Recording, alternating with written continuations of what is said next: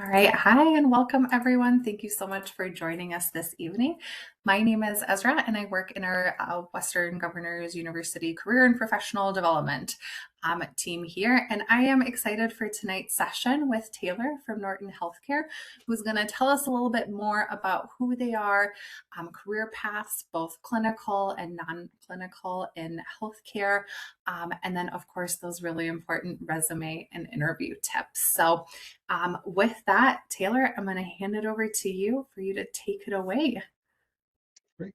Good evening, everyone. I am not going to be a stick in the mud, so we are going to kind of go through this and have some fun and share some information with you all. I'm going to start sharing my screen. I do have a little presentation here with you all with some information, so feel free. Can you see that perfectly fine? Okay, great. Um, so as you said, my name is Taylor Street. I am a recruiter here with Norton Healthcare. Norton Healthcare, we are a healthcare hospital system based in Louisville, Kentucky. We are more regional based, so pretty much the surrounding city area. As far as what we're going to talk through tonight, I'm going to kind of show you all who we are as a system, kind of talk through what our facilities are, kind of what our mission, vision, values are within the organization. Different roles within the system. With us being a local healthcare system here, we do have different types of positions within the organization that revolve around business functions, professional settings, things like that. I'll talk to you all kind of how to apply, how to submit resumes, the application process itself. Talk through some benefits that we have because some of our benefits are kind of outstanding, versus other organizations that may be out there. That's of course, one thing is about, positions is the benefits itself. Then also kind of talk to you all resume and interviewing tips from us, from our standpoint. We do things a little differently in some aspects of an organization, and I will talk through those. It's kind of, specific to us and kind of what we look for in that process. Um, so before I dive in, I want to kind of talk about the system a little more here in detail. So Norton Healthcare is actually a nonprofit healthcare system. We were founded over 150 years ago. We were actually faith-based originally, so the United Methodist Church and Presbyterian Church, their hospital systems joined together to form Norton Healthcare. Um, so with that being said, we formed many years ago, but now we consist of over 9 different hospital locations, and then 430 locations outside of that. Those locations are sprinkled pretty much throughout the Kentucky area and then Southern Indiana area as well. And with that being said, out of those locations, all of them comprise of our 23,000 employees now, which actually made us Louisville's second largest employer here. So we are a large healthcare system here in this area. So with that being said, I'm going to kind of talk about, some of our areas that we focus on and specialty areas. One of our big draws, as you all may have seen, we do have a couple of different logos. One of our big draws is pediatrics. I'm going to talk a little bit about pediatrics. Our balloon that you may see says just for kids. That's our pediatric logo that we use, which is kind of really, I'm going to talk about our first hospital there is Norton Children's Hospital. That hospital is a level 1, pediatric trauma hospital here for children in the state of Kentucky. It's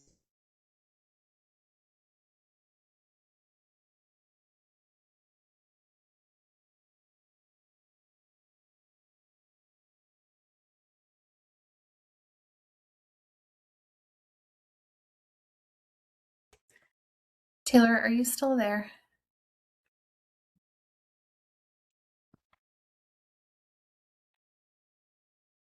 Did he cut out for anyone else or just me? Yes. Okay. Okay. Well,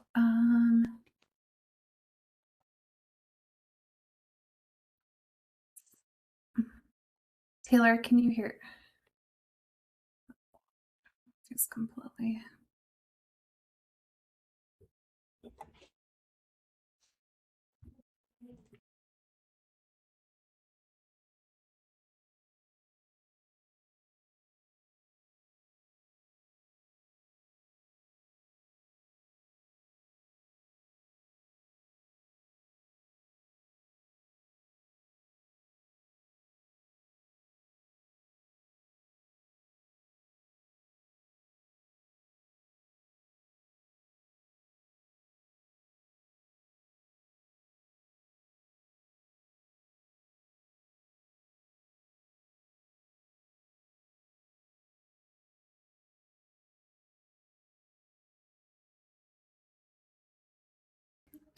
Sorry, guys. Thanks for your patience. I'm going to just go ahead and shoot him a quick text. We'll give him a minute here. Sorry about that.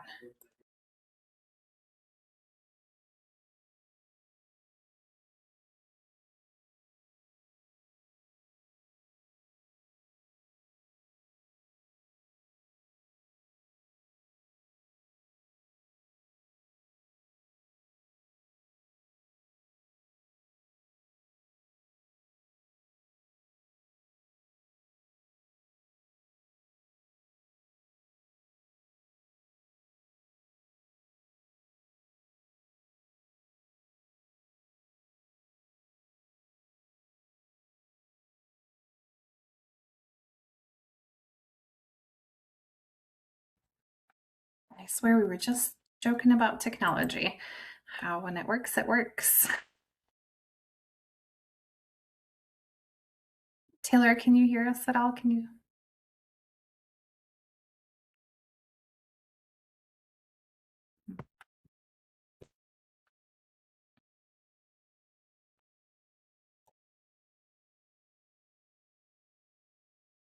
Okay, I think he's left. He might be coming way back.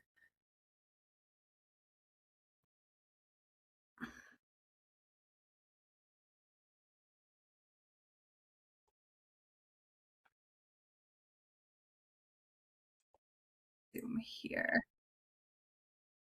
There we go. Sorry about that. Okay. No, so sorry about that, y'all. Yeah, so I was just saying that our this balloon here is essentially our pediatric logo. It's pretty well known, established here in this area as our pediatric campus, and that's I'm going to talk about something else related to pediatrics here in a second. But these hospitals kind of function in different areas. For example, Norton Hospital downtown does a lot of labor and delivery births. Um, oh, sorry, the slides aren't up. Thank you for sharing that. Let me get that back in here. There we go. Is that better now again? Perfect. Okay. So Norton Hospital downtown, they do a lot of labor and delivery at that facility, which is actually attached to the Children's Hospital. We also have a new hospital that we just built last year in the west end of Louisville called Norton West Louisville Hospital. This hospital serves as more of like a preventative care hospital for people who live in the area to come and seek services instead of having to transport or commute downtown and rely on transportation as well. Uh, our Norton Audubon Hospital is a hospital that focuses primarily on cardiac and heart types of issues and services there, alongside Brownsboro, which kind of serves on the neuro stroke side of thing, which is a newer hospital that we have on the east side of town. And then our second, probably most popular hospital that we have is Women and Children's. This facility typically, has the most, actually gives the most deliveries in the state of Kentucky every year usually. They also do a lot of, women's services, preventive services care as well there on that campus. We also have three hospitals on the Indiana side that we acquired over the last several years. The closest one is right across the river in Jeffersonville. It's called Norton Clark. It is a large hospital there, but they just also do a lot of deliveries there. They have a NICU at that facility, a lot of recovery types of procedures from surgeries. They have a cancer institute there as well. And then right up the road of 65, about an hour away, we have Norton Scott, which is a critical access hospital for us, which is just for those who need, quick care or kind of emergency situations. And then going east up the river in Indiana, we have a hospital there called King's Daughter, which is located in Madison. They're again a general practice hospital there, but they do have a lot of specialty areas there within that system and that surrounding area there in Indiana. As I mentioned, outside those locations, we do have about 430 locations outside of those, both on the adult and the pediatric side of things. So for both service lines, we also have some immediate care center locations. You may refer to them as like urgent care. So that is, a big part of us. Norton Cancer Institute, we do a lot of research for cancer here internally for patients and kind of do a lot of the strides in those areas. Then we actually we don't partner with U of L Health for a lot of our pediatric area specialties as well. And this is kind of what I was talking about as far as our new pediatric campus. We are in the phases of building a new pediatric campus on the east side of town. It is a 150-acre campus that we are in the planning phases of. We are actually having a listening session tonight at one of our community centers over in Madison, Indiana, to kind of gain input on what services, patients and parents would like to see at this facility. So it's going to be kind of similar to, like a St. Jude style facility, where patients come, park, stay on site there, have things to do with children while they're there, for procedures or, being cared for, things of that nature. So we're going to kind of go down this road eventually. So this is kind of one of our newest projects that we have going. Because with here in the organization, we usually have something or some project going on at some point in time. As far as sort of the meat and bones of our roles that we have, that's kind of really what I'm going to talk about now, kind of starting off. So I usually divide most of our positions into clinical and non-clinical positions. This list here kind of gives, if you want to take a snapshot of it, feel free. It kind of gives you a snapshot of different clinical roles that you can go into. Some of these, typically require specialized credentials, certifications, things like that, as that really comes into play because with billing and things like that for insurance, that's why a lot of these clinical things are different in some aspects and those sort of things, but they are very specialized in a lot of areas. We do for some, people around the area have internal pathways for high school students, things like that they can go into in the clinical spaces. So, but this is typically why I had this, is most people think, of healthcare, hospitals, these are the jobs they think of. With us being here, this next slide is kind of what I focus on because this is kind of where our non-clinical, employees come into play because these kind of span all across the organization. Some of these, are entry level to the organization. That could be something as simple as registration, receptionist, dietary, even food service and housekeeping types of, positions are important to us here, just because, if you go into a hospital facility, you want to make sure it's clean. You want to prevent the spread of infection. So, those are very important positions to have. And as well, if someone is maybe recovering from, a procedure or an operation and you work in dietary, and you may take their order for some reason, you may need to note that, they can't have solid foods, for so many days. So you as a dietary person, you have to make sure you take that into consideration, in that role. So I tell people that, all of our non-clinical roles are important. But a lot of these positions, have a lot of space for growth. And by that, I mean, this is where you get into managers and leaders and supervisor roles because obviously these positions are entry level, but they obviously have leaders within those roles itself. And I'm kind of getting ahead of myself here a little bit, but a lot of our leadership roles, do end up requiring, that bachelor's degree or some sort of, formal education credential at the end of the day, to advance in that career. So these positions, are kind of all over the place, but they do kind of expand, all avenues. Um, for example, for like those, I know someone I mentioned, management coming in here. We offer practice supervisor positions. Those are positions, that just require some, leadership type of experience that essentially supervise the office setting. So that could be supervising, an LPN, a medical assistant, a receptionist, a lab associate, so you help, you know, helping with maybe conflicts that arise within that group there itself, and then also scheduling. But you don't necessarily have to have that clinical background or experience. So those are types of things that we typically have in these areas all across the board. We even have, IT positions. I wouldn't say in abundance necessarily, but we obviously the computers have to go and work. All of our primary functions are our charting system, electronic charting system called Epic, which if you ever are patient sometimes with us or any other healthcare systems, you may use something called MyChart. That's the charting system, that we use when you see a doctor or provider. Everything is code or put into MyChart there, for documentation purposes and those sort of things. Feel free to let me know if there's any of these positions that you have questions on in the chat or at the end, and I'm happy to follow up with them at the end too, because I know we do have a lot. And I just want to kind of make sure I get through everything here. So I'm going to show you all kind of how to really do a job search for us. You all are in school. Yeah, this probably isn't going to be this hardest thing to do. And I say that is because our job search is very similar to a Google search. It's very intuitive where you kind of maybe have to know kind of what you're looking for, but the search function does the rest so that it finds it for you.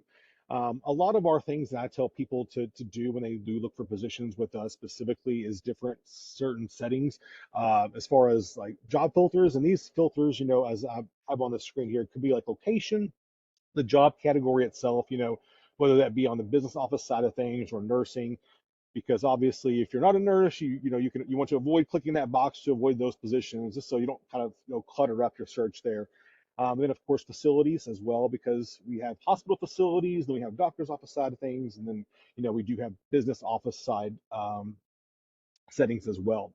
And then, of course, we have full-time, part-time, PRN, which is sometimes not a very familiar term. We know people who don't work in healthcare, but PRN is essentially a work type that is less than part-time. For us here within our organization, they typically work 36 hours in a 6-week time window, with usually at least 24 of those hours being on the weekend. So it's a good hour shift for those who are maybe in school, who need flexibility, who kind of pick up the shift and schedule, those sort of things. They do receive higher pay rates because they don't receive time off and those sort of things. And then also I like to mention shift as well, because with us being a healthcare system, we are open, 24/7 around the clock. We don't typically close ever, and that's we never close for that matter.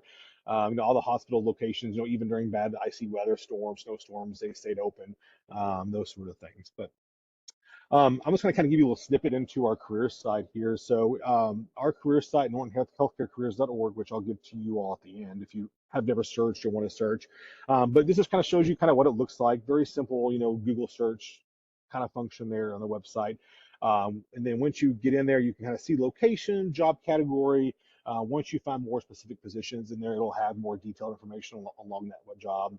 And you just go in there, apply now, apply, create an account, takes 5 seconds, submit a resume, and it's as easy as that. I'm going to kind of talk to the rest of our steps here as well through this process. So I knew that I would probably have some questions, about working from home. Yep, perfect. Thank you. There's that link there. So working from home. So we do, to have some typical work from home positions. If the position itself is work from home, it will be listed as usually WFH or work from home in there. There are stipulations, as you can see here, as far as work from home and where they can reside and work from home. These are currently the states that we support work from home individuals from. And this is where essentially you won't ever have to step site onto a Norton Healthcare facility unless, for some reason you were in the area and wanted to, and that sort of thing. We would simply, ship your computer and peripherals to you, and you essentially set it up as long as you have an active internet connection. All the equipment, stays home with you there. Then if, for some reason you were to leave the position organization, or switch positions, obviously you'd have to, change that out, or what that may look like as well. But that's essentially what work from home looks like for us specifically. And then we also have some positions that may be labeled as hybrid. Hybrid are a little different in that you do have to live in, Kentucky or Indiana, just because they do require some travel to the office at some point. It may not be a specific period of time, but you may have, a Friday where you come in for an all-day meeting with the team or something along those lines. You just kind of wants that flexibility to be able to kind of hop in a car and be able to come in for a meeting that day, and and be able to get home in a timely manner, something like that. As well. And they, will do an on-site orientation as well, onboarding the first day, because all of our new employees will do a first day onboarding on Mondays every week. We start a new onboarding class there itself. So happy to talk through positions. A lot of our, I would say, business functions can be remote sometimes, especially a lot of the coding, billing, payment, financial services kind of thing. Especially IT, information systems, those can be typically remote. It just kind of varies on, the openings at that time and kind of what, the office might be looking for. So as far as our application process, it's pretty streamlined. It's not really much different than most other places. What I see mostly around the area that kind of is different than most places is that our interviews, typically require at least 2 interview steps.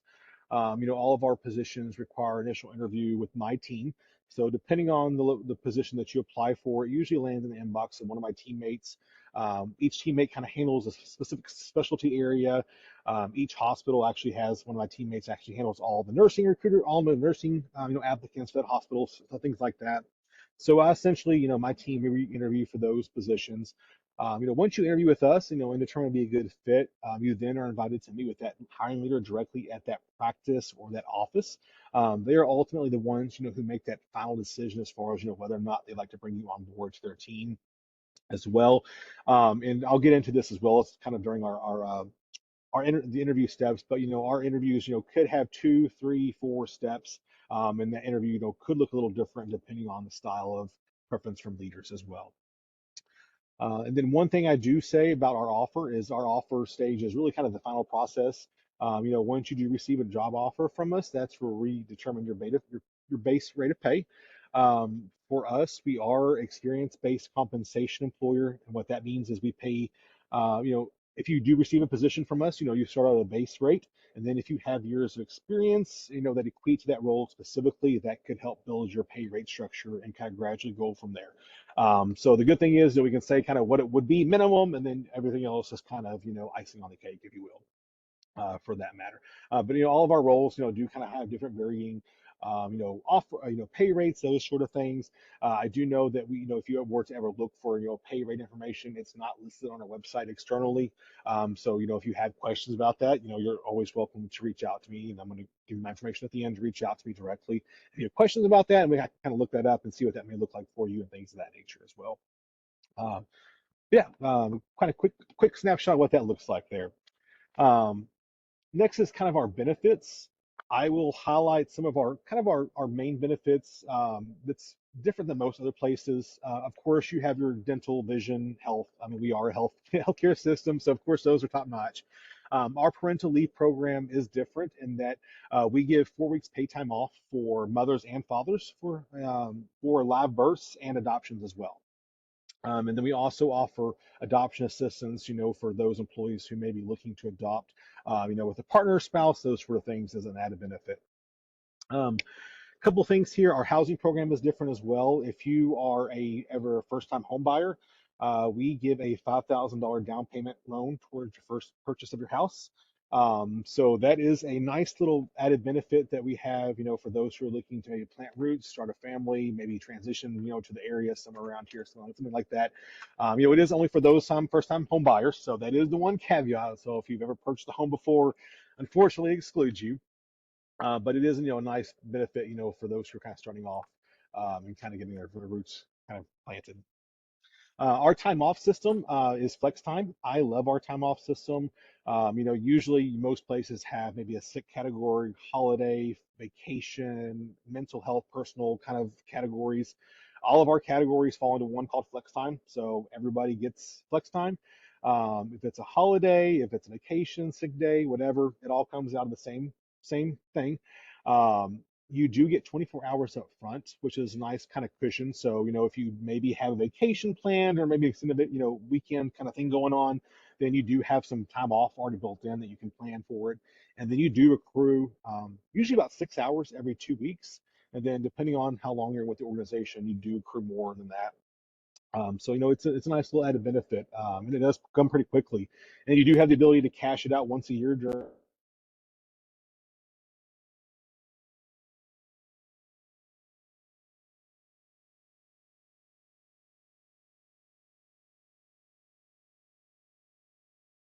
I feel like we were getting to the good part.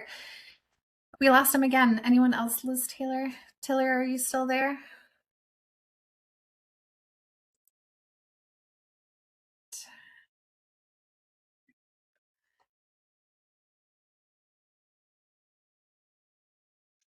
All right, awesome, y'all. Can you hear me still good? Perfect. Okay. So I know I just ended on benefits, so I'm just going to kind of end it there. And if you have any questions or want to come back to that at the end, feel free to let me know. But I'll just kind of make sure I get through some of these other things real quick for you all. Resume writing. This is kind of one of the weird things that I say for Norton Healthcare is different than most organizations, and that I would say we're not ones that always, manifest on the resume hardcore. We don't typically, unless it's, like a professional level position, which, I understand for college graduates, that is a thing.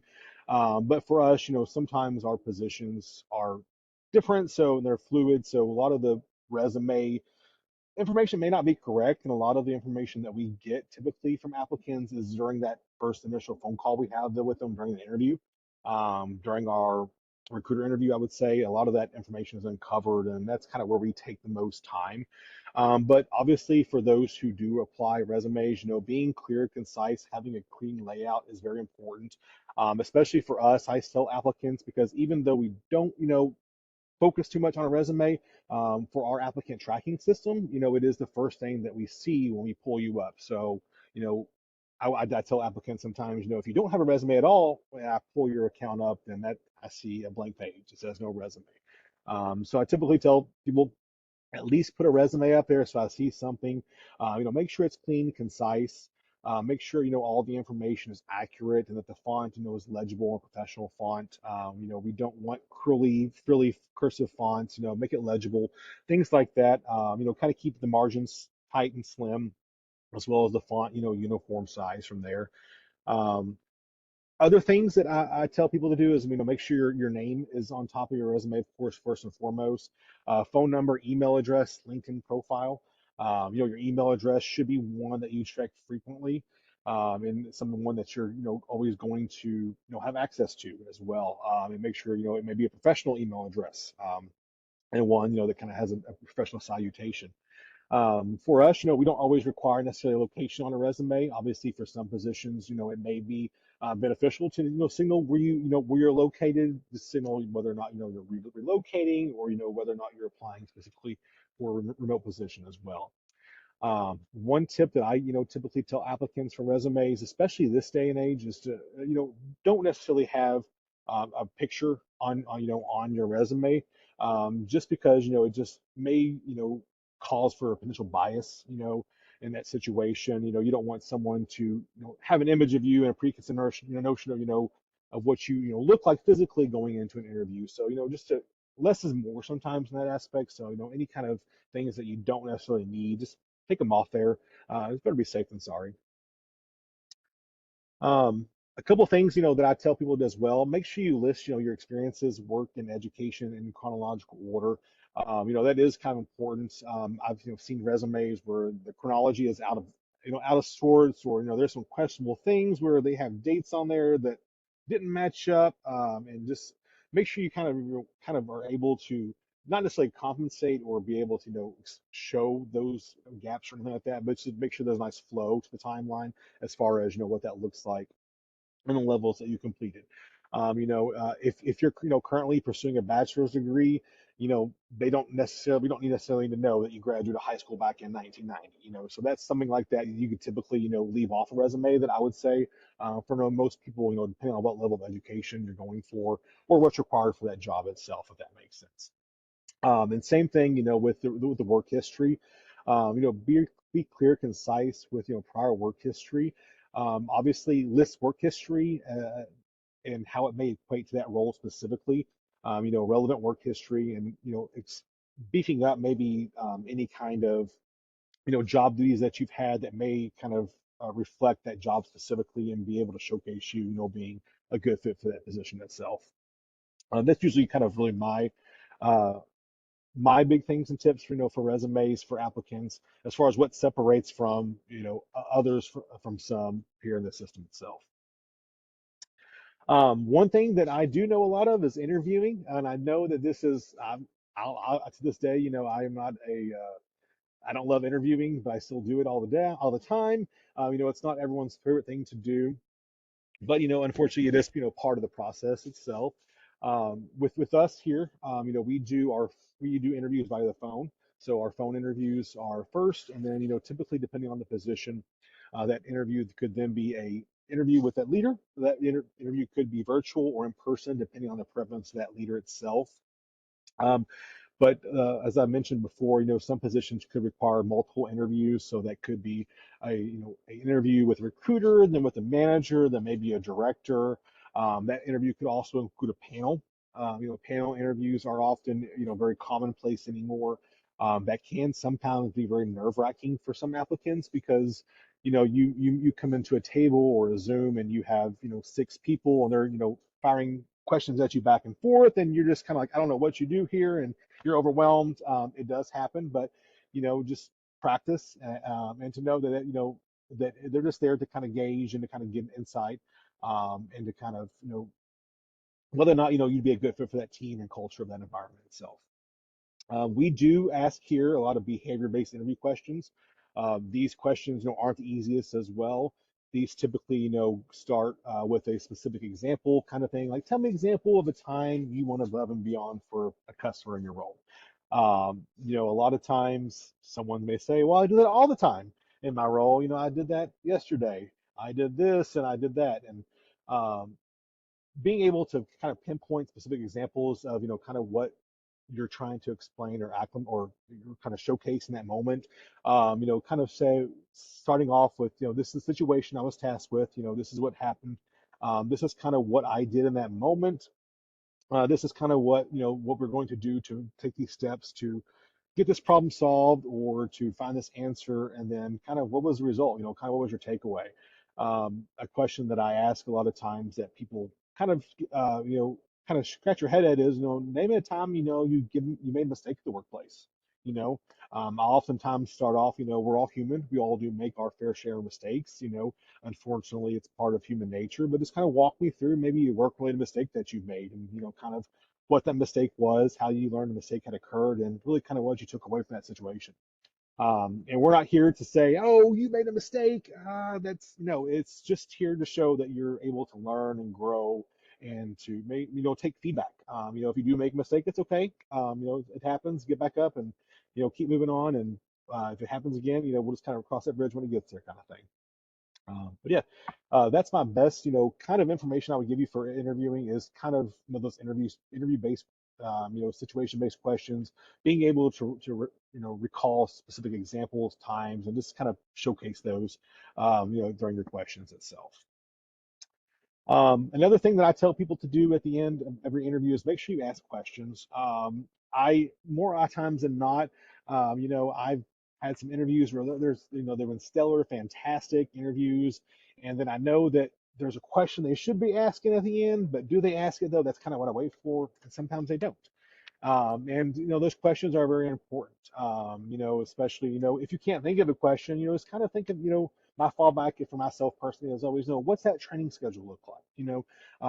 Is that one-on-one training? Are we kind of doing a team training? Kind of what's that looking like?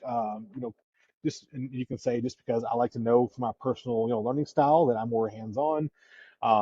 And that last kind of segue on here is, it allows you to take control of the discussion.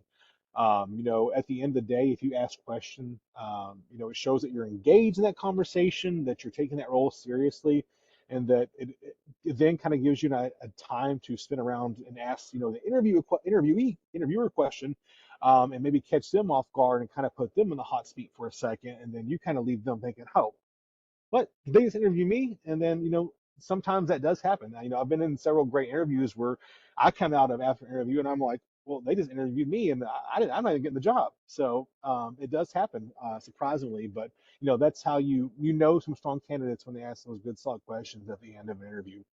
Especially, kind of how it, position affects them, directly and those sort of things. Because as you can see, when you ever do search for our job positions, a lot of our job descriptions are very vague, very, I would say, lean. And the reason for that is because we like to draw lots of different people into the positions and not disqualify necessarily, based on X, Y, and Z, those sort of things. So, if you meet the basic qualifications for a position, I tell people to apply for it. And that's really kind of what my segue is from here is really my contact information. So really right now we open up to questions. This is my personal email address. This is my cell phone number here as well. So, if you want to call me or text me, you're more than welcome to at any point in time. I tell people to just, I'm a recruiter, but I'm not a recruiter per se. I can kind of be a filter. So if you have questions about positions, if you apply, you can, reach out and let me know so that I can follow up with my teammates and make sure you get over to a proper interview from there. If you have questions about a job that pops open, specific things like that, that's really what I'm here for as a resource for you all as students, kind of navigating the waters of career research and kind of what you may want to dive into. But yeah, happy to take any questions. Well, Thank you so much, Taylor. And can I Yeah, just absolutely. say that there aren't many recruiters who are offering up to chat with you and to talk and check in on your application. So, definitely if you're serious, I encourage you to take him up on that. And yeah, I haven't seen any questions come in yet. So please feel free to put your questions in the chat or use that raise hand feature. And then we'll call on people. And while we wait, there is one. Perfect. All right, Maricela, do you want to come off mute? I see you raised your hand. Um, Hey, I have a question about the resumes. I don't know what I would write down if there's a gap in work history because I stayed home to take care of the kids. Yeah. And I did volunteer at the kids' schools and different things, but I don't know if that would be appropriate to write down. Yeah, so it's really kind of up to you personally. I mean, for us, for me in an interview, I typically just ask, applicants during that time frame, I see here, that you may not have, you kind of took a break for, a couple of years. You'll kind of walk me through, what happened there.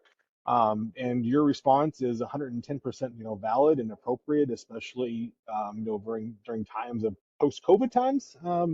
Things are a lot different now than they used to be very, pre-COVID. So those sort of things are very important. And obviously, you value those, so we value those too as well.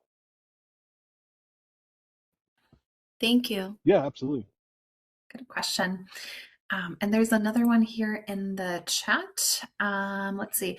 Do you offer remote nursing opportunities specifically? Yes.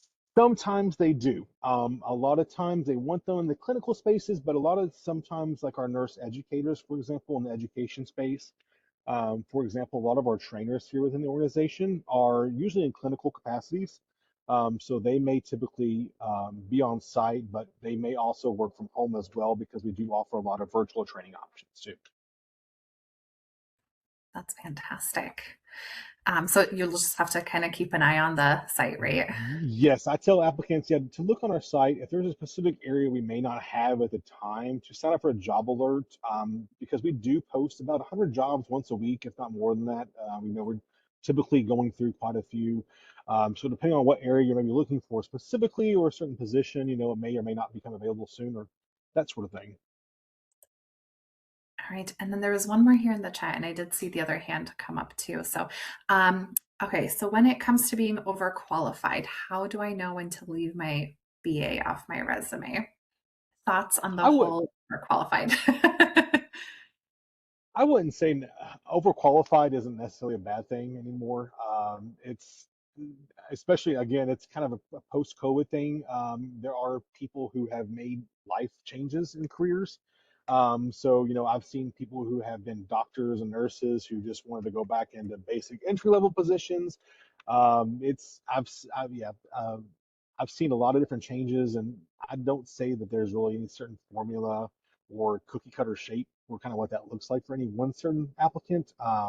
And that's kind of why I say that we're different than most other places as well, for that matter.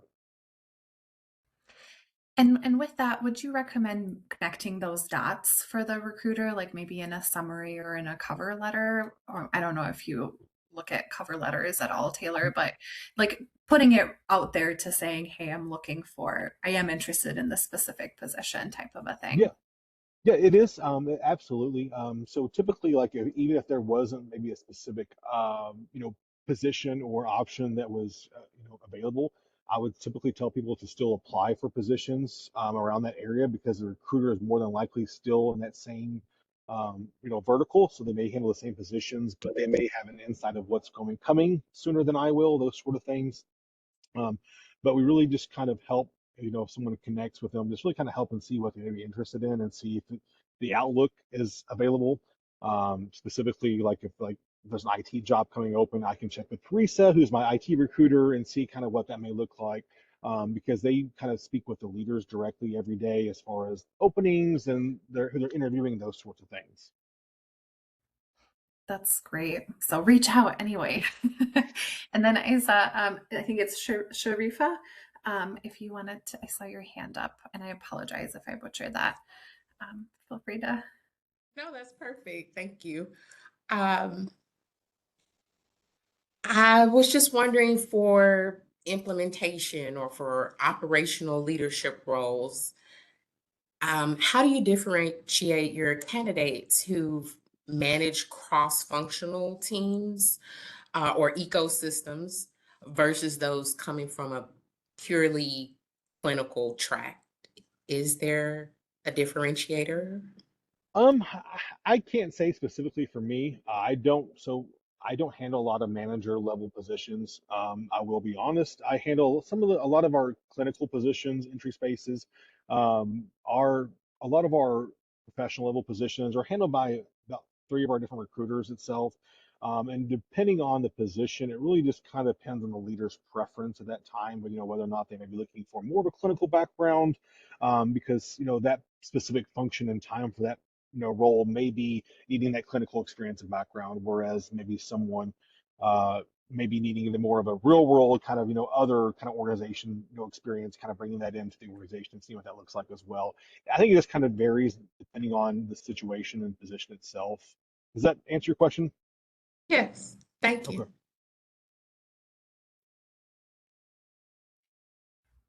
These are all great questions. Anyone else?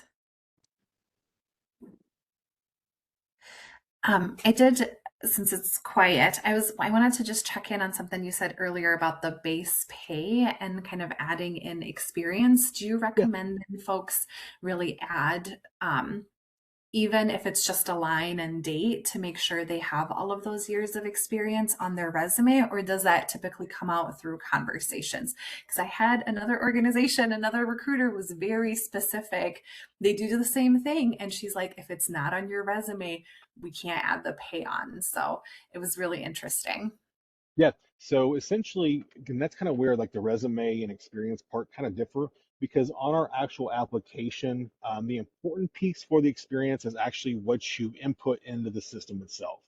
And the reason I say that is because we have a compensation team here inside of HR who actually goes and looks at that information, and that's really kind of where they piece together that puzzle.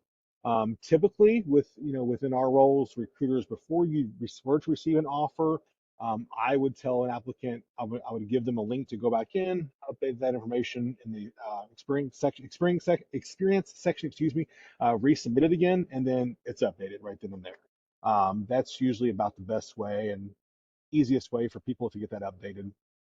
Because at the end of the day, they can help boost that pay rate and experience.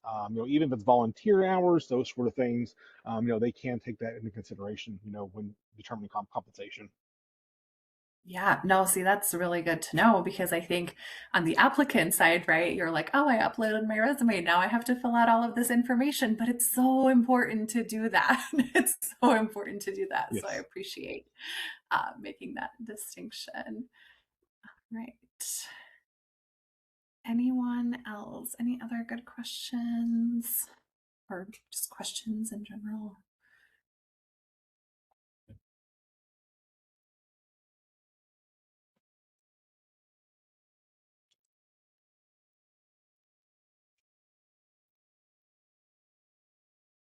Well, how about this one? In the interview process, those questions, I agree, those are so important. What's one that you're like, ooh, it's overused, don't use it? Which one do you hear a lot of? Probably the name of time you went above and beyond for a customer. That is the pretty much the go-to one. Interesting. Okay. Another one I like to ask that people kind of gets them caught off guard is, give me a time you maybe had a conflict or disagreement with a coworker or teammate, and kind of what that disagreement conflict was around, and kind of what you all did to get it works amongst yourself, or fixed amongst yourselves. Mm-hmm. It's a good one.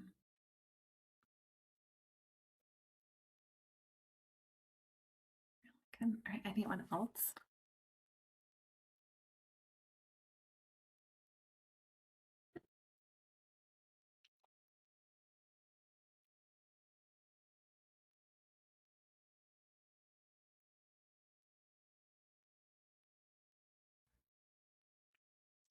All right.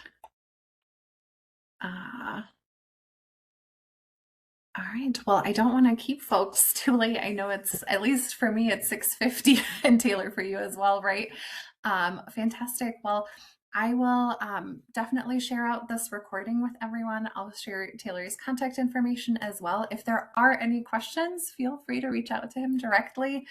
If you see any opportunities you're interested in, feel free to reach out, right? And I hope you guys got something out of the session tonight. Oh, and that reminds me, let me just drop in the survey real quick here before I forget. See, I would have otherwise forgotten. And if there are any other topics, sessions, organizations you guys want to hear from, feel free to let our team know, just so we can then continue to plan those. Perfect. And yeah, thank you guys for coming tonight. And Taylor, thank you so much. This was so fantastic. I thought I knew a lot, but you learn something new every time, I swear. So I think it's really fantastic the work that you guys are doing, how huge you are, the impact you're having, right, on everyone's well-being and lives. And thank you for sharing an insight, sort of perspective into your recruiting process, application process, all of that good stuff. So thank you so much for your time tonight. And thank you, everyone. And I hope you guys have a good rest of your day and good rest of your week. Thank you all.